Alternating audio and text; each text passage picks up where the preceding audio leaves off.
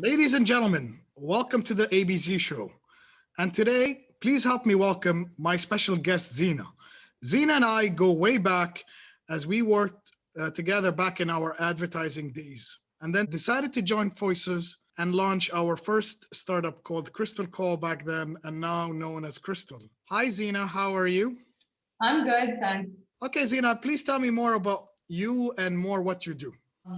After working at the advertising agency with you, Abe, we decided that we don't want that kind of job anymore. We were looking more into starting our own business. What we were telling each other back then is we want to excel at something, make so much money, and have our own business and not have anyone be our boss back then. That was what we were looking into. And so we decided to launch the first call center here in Jordan to provide outsourcing services from here. And making the idea of what's been done in India, in Egypt, and all over. And we launched the first call center here in Jordan, serving both clients in the region and clients worldwide. Okay, fantastic, fantastic. I remember those days. We were very excited. I remember when we sat down. I know it was at that time. I think it was five of us when we first started this idea, and we thought that within the first year we're gonna drive super nice cars and like we're gonna be the next Zuckerbergs. That was the business plan back then.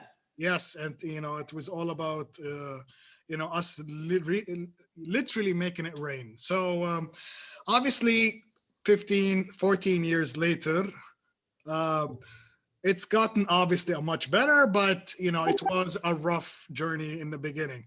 So let's talk about the beginning. So what do you think that we could have done better? What did you think that we did really good, especially in the beginning or even now? So just tell me more about what's happening right now. I think the toughest decision that we made at the beginning was that we all quit our jobs first and then launched the company, not knowing that it would take us almost a year to actually launch at first, let alone find clients and start serving through the call center. So that was such a bad move, I would say, from our end, just because it takes so long to get things together, get all the paperwork, get the team together. And the first thing we did was quit our jobs and just kept waiting for a year to start again. Now I know this is back in 2006, so this was really a long time ago, and I this is something that I tell all the startups that I am helping through our fund, that build your program, get your first customer, and then register the company.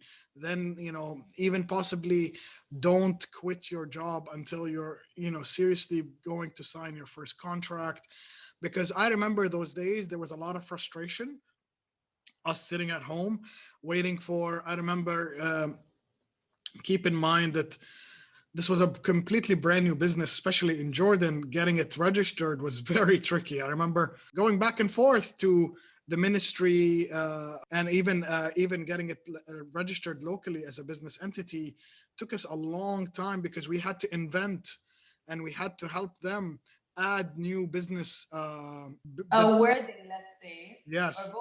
especially in terms of outsourcing, there was no word in Arabic that we could use that the government thought was correct for us to use that talked about outsourcing. So that alone took a long time for us to be able to establish.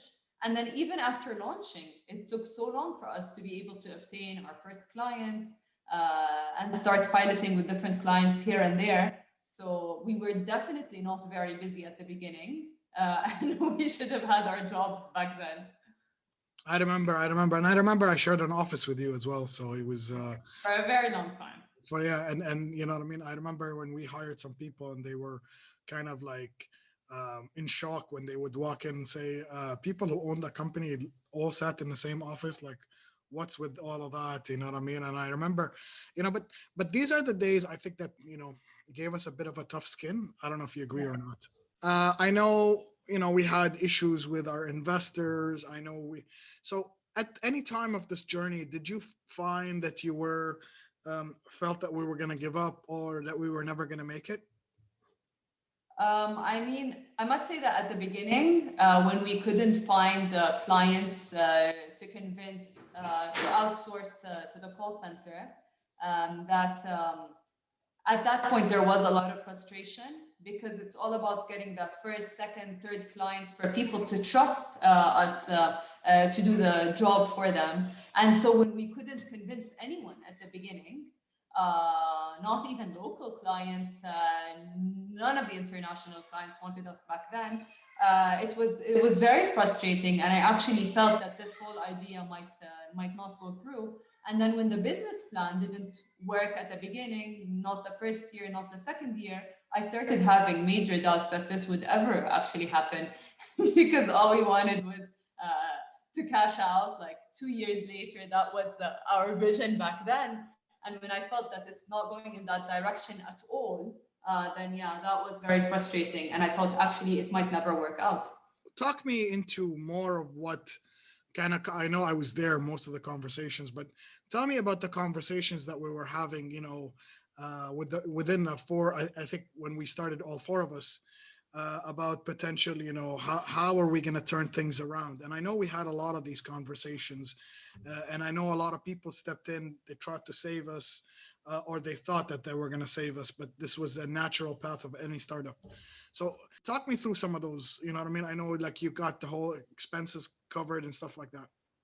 Honestly speaking, I think one of the major faults that we had at the beginning was always thinking that somebody was going to save us. So when things started going bad, we thought, okay, maybe we should blame the government, for example, for them not marketing our business very well abroad. Maybe that's why we aren't able to get any customers. And then maybe because we don't get any incentives through the government, maybe that's what's not allowing us to excel. Then we started possibly like blaming ourselves, so blaming the government, not knowing what's going wrong. And as you said, we started looking for people to save us, whether board members, investors, always thinking that the help was going to come from outside. And I think it's only when we realize that we need major change from within and that we are the only ones who are actually going to stand up, do everything from marketing to business development to begging people to believe in us and outsource to us. That's the only way that we were actually able to move forward back then. When we stopped thinking that it was going to be someone from the outside that was going to help. Yes, I remember. I remember we even had to introduce some like the localization. You know what I mean? Like the whole world was selling the product one way, and we had to really localize our offering and Yes. sell it according to our local markets. And it was something that helped us tremendously. And we even thought always that training, for example, was going to come from outside. And we tried so many different people and so many different companies and so many different models. And the only thing that actually worked at the end was when we built our own training systems, because nobody had done that before in Jordan. So there was nobody that we could actually, let's say, copy and paste from, or people who already had knowledge in the specific area that could help us. It was only when we built our own that things started moving forward. Yes, I remember. I remember, and I remember I was in charge of most of that. So that was quite the challenge when we had A to. realization. Yeah, it was. But in all fairness, it wasn't only that. It was, talent played a big part of it, because you said it. We hired a couple of trainers. They didn't work out for us. Even technology was such a challenge for us because not a lot of people, because we were, as you said, the first business that opened in that field in Jordan. So finding tech talent that would help our needs was another, nightmare, in my opinion. So, but let's talk more about cost control, because a lot of the startups tend to burn money on things that, lessons, and they'll tell you it's lessons learned, like they launched and they spent so much money on the launch or PR or whatever. Let's talk about, expenses. And I know you had a big part in controlling the expenses. Talk to me through that as well. Well, at the beginning, I would say we had a lot of money to burn. So we collected everything from everyone, people we knew and people we didn't know who invested in our company, believed in us, but we didn't understand the value of having that much cash at the beginning. And so I think we spent it in a wrong way just because we built everything that we didn't need and then we waited to start using it.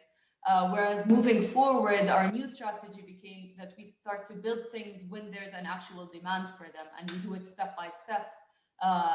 Since technology and the infrastructure is actually really expensive and it needs a lot of updates, continuous updating. So you need it first before you just purchase everything and keep it on the shelf for a long time before you start using it. Apart from that, we spent a lot on people that maybe we didn't need so much, things that we didn't need. So we burnt the money, I would say, pretty quickly. And then when we asked for a second and third round, maybe during the second round, some of our investors still believed in the idea. But then when the third or fourth round came in, nobody wanted to put any money in there anymore. They saw it all as money that's being wasted and lost. And it's only until we hit that rock bottom, I would say, that we started to realize that cash is very tough to find.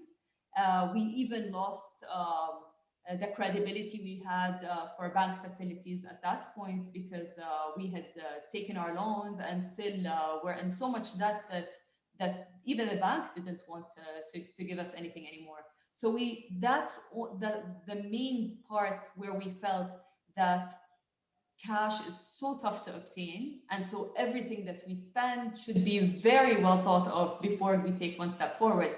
So we started cutting out left and right things that we don't need and trying to minimize everything all over again, trying to spend every amount that we have on specific things that were needed back then that can yield something back in return. And it's only when we did that that we started doing better.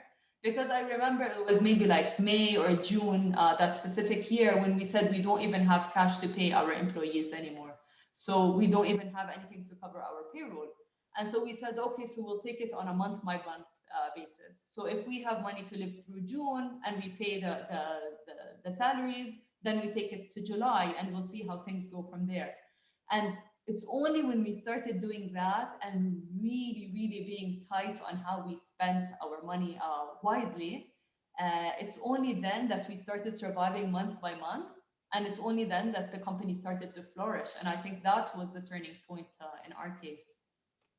Agreed. And I witnessed that like firsthand, and I remember, you know what I mean. And I have to add a note before we talk. And I loved how you talked about getting to the rock bottom situation. This is something that I actually mentioned in every one of my episodes.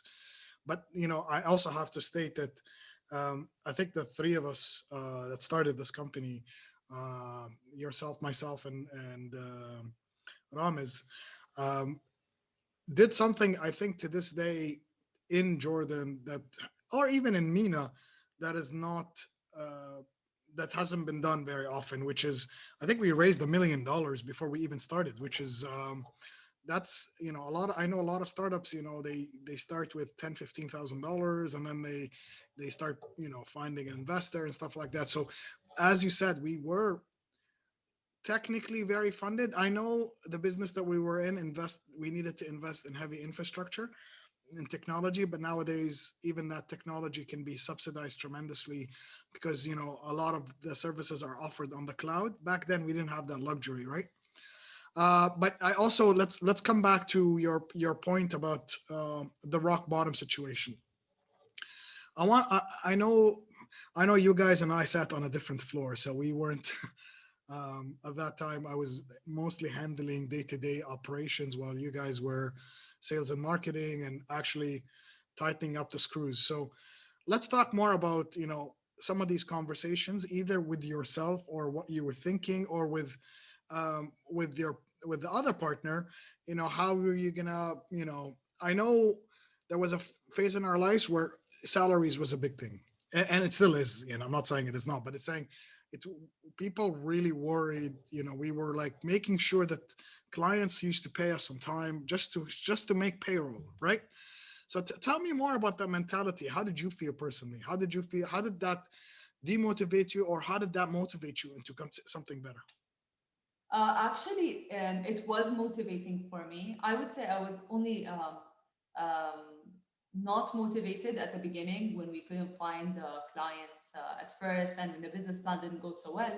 But at this point, I felt really motivated to make this work. I felt so bad for everybody who was working at the company. I really did. I felt that we got them into this mess by launching this company, by not being able to sell our product as well as we wanted to, by not giving it our all because we were always blaming others for any failures that we had. And so I felt that it felt really bad to let everyone go just because I felt that we messed up. And we never stopped believing that we had so much potential. We knew that Jordan could be the hub and could be a major BPO hub. But we weren't there yet, but we knew of the potential. So it was very motivating to think, okay, if we're going to keep everyone here, the only way to do this is to give it our all, and without much money to do this. And up until this date, payroll salaries is our main concern. So that's the number one thing that we spend on. And so we always need to ensure that we have that cash at the end of every month. And I mean, I must say that since we launched up until this date, we were never ever late in giving anyone their salaries on a monthly basis. So it's always been our top priority. It was very motivating because that's really, really when we gave it our all. We started trying to pilot projects with everyone just to get them on board, telling them that we'll give them the service for free so they can try it out. That's how we obtained a lot of our clients, actually. We started making sure that everybody is fully utilized. We started trying to collect our money from everybody who owed us anything in a very aggressive yet friendly manner, just to make sure that we have enough cash at the end of the month. And when that vibe started happening, that's when things started picking up, because otherwise everything was so calm and we're just taking it very lightly, I would say. This is for the listeners. I genuinely did believe in Zeena, my guest, not because of anything, because I once remembered walking into her office and she had a spreadsheet, and this was, I think, in 2011, and she had spreadsheet of payments for vendors that she was so good at negotiation that she had like week by week a spreadsheet of a grid. You know what I mean? And that sheet went, I think, 3 years ahead of time, where you gave people, and this was like, for me, I would never have. Well, I would. I'm not gonna say that I've never thought of it, but I'm gonna say I'd never do it, because I would just plug in like any small business owner at that time would, take money from here and plug a hole at here. But I loved how you negotiated, the tech vendors, you negotiated everybody, you put them on a payment plan, on something that we can do, and that was fantastic. And even I remember that week I told a couple of people, and they say, yeah, we believe in Zeena. So Zeena, thank you very much for that. So And actually, we still do that. And it's only because we faced those issues back then that we had to do that. But yep. that's how the company moves forward. Is even after having cash, or even after having profits, we still do that because now we know that that's the way to go. So in order to keep on moving and to keep doing well, that's the only way to move forward. So those are the things that we learned back then, and we weren't into finance, and we were never, let's say, IT people nor finance people, but we realized that we have to do everything to Yeah. make it work. And I think as well, to add to that, like, yes, the three of us were definitely not legally oriented or accounting or Yeah. finance oriented, and Yeah. I think that's why now anything I start new or anything I've been involved with, they had to address these two. I know a lot more these days because obviously we've learned our lessons, right, with Yes, everything. experience. So, okay, so tell me what's next for Zeena.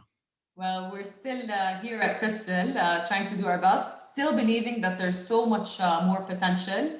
I mean, the company has grown a lot, especially during the past few years. So now we aim for, let's say, more clients, more services, more offerings to give our existing clients as well. So we still see a lot of room for growth, and we're focusing a lot on that.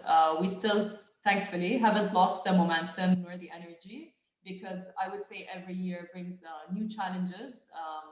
And the more we grow, the more challenges we have, the more room we have to grow, the more potential we have. So we're trying to give it our all at the moment, as well as tapping into different ventures that tap into technology and all the technology around customer service as well, around the contact center, trying to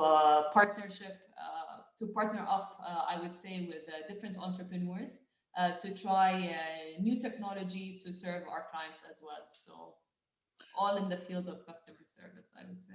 Nice, and a customer experience. So I'm going to include myself in this. This is the reason why I'm actually doing this show, and the giving back. I think if we had more resources back then on guidance of what to do and what not to do, especially not to do, I think we would have gotten here much faster. Or, you know what I mean? I know nobody would know, but I think back then, good mentorships and good content were not available. You know what I mean? And this was something that I think nowadays is a lot more available, but more of it is not available locally. You know what I mean? I mean Mina. I don't mean Jordan as well. Jordan can be included by that. And there isn't a lot. We don't have a lot of local heroes and a local stars. Yes, I know Mina. This is a 2021 when we're recording this. I know we've already had 2 unicorns coming out of Mina, while there's almost 350 globally out there. So this area is all going to be all about growth and all about the next level. And I have to mention as well that when we launched, there was no mention of the word entrepreneur here in Jordan at all. I agree. And I call myself, well, you're going to be included in this, as a Mina Entrepreneur 1.0, because we actually help build this whole ecosystem. All right, so I'm going to ask you this curveball question that I ask every one of my guests. If you have to pick one superpower or one superhero to mimic, whom would that be, or what would that superpower be? I know it's tough. Superpower, I think to know a bit about everything. And why would you do that? Why would you want to know a bit about everything? Because I found it pretty tough while doing this and while working at Crystal, that I have to do so many things that I don't know how to do, or I have no experience in, or I've never actually learned about. So I always wished to know, let's say, a little bit or a lot about everything. But then when you start and you're so busy, it's so tough to learn more as you go. So you can do specific trainings, learn more about stuff, but it's so tough to try to grasp everything. And you start gaining things only by experience with time and a little bit of training. So I just wish I knew a lot about everything. Okay, that sounds good. Interesting enough, almost everybody's giving me a completely different answer. So it's nice to see how people think, and it's really cool. We're going to have to wrap up. Do you want to say a last word maybe to our audience? Well, first of all, thanks for having me. And if I was to say something, I would say that people should be patient. And I think it's very unique for people to do something very quickly. I think everything needs a lot of time and a lot of patience. And that's something we didn't know about. And I think if you have patience and you give it your all and you work really hard, then probably things would go in the direction that you'd be hoping for it to go into. Very, very wise words. Patience is something that people do not have, especially younger entrepreneurs. And we did not have patience, but that's the only thing that worked at the end is Yes, I wait agree. I, and work and work and work and wait. So hard work always pays off. I agree yes, for 100%. sure. Well, thank you very much, Zeena, for your time. It was a pleasure having you on. Thank you all for listening in. Until the next one. Take care. Bye bye.